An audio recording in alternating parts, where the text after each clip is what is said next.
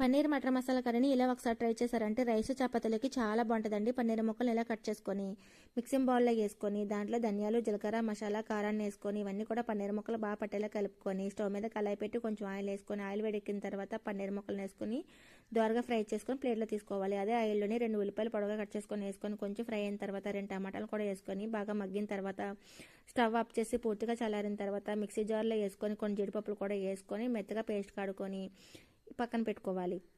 Stove మీద కళాయి పెట్టి కొంచెం ఆయిల్ వేసుకొని ఆయిల్ వేడెక్కిన తర్వాత బిర్యానీ ఆకు, మసాలా సామాన్లు వేసుకొని కొంచెం ఫ్రై అయిన తర్వాత అల్లం వెల్లుల్లి పేస్ట్ అలాగే మనం ఆడుకున్న ఈ పేస్ట్ని కూడా వేసుకొని 2 నిమిషాల పాటు ఉడికిన తర్వాత దాంట్లో ధనియాలు, జీలకర్ర, మసాలా, కారాన్ని, టేస్ట్ సరిపడే సాల్ట్, 1 కప్పు వాటర్ని, కప్పు ఉడకపెట్టిన బఠానీ కూడా వేసుకొని 5 నిమిషాల పాటు ఉడికించాలి. 5 నిమిషాల తర్వాత మనం ఫ్రై చేసుకున్న పన్నీర్ ముక్కల్ని అలాగే కస్తూరి మేతిని వేసుకుంటే మంచి టేస్ట్ వస్తుందండి. దానిపైన కొద్దిగా పెరుగు, కొత్తిమీర, పుదీనా కూడా వేసుకుంటే పన్నీర్ మటర్ మసాలా కర్రీ అయితే తయారైపోతుందండి. టేస్ట్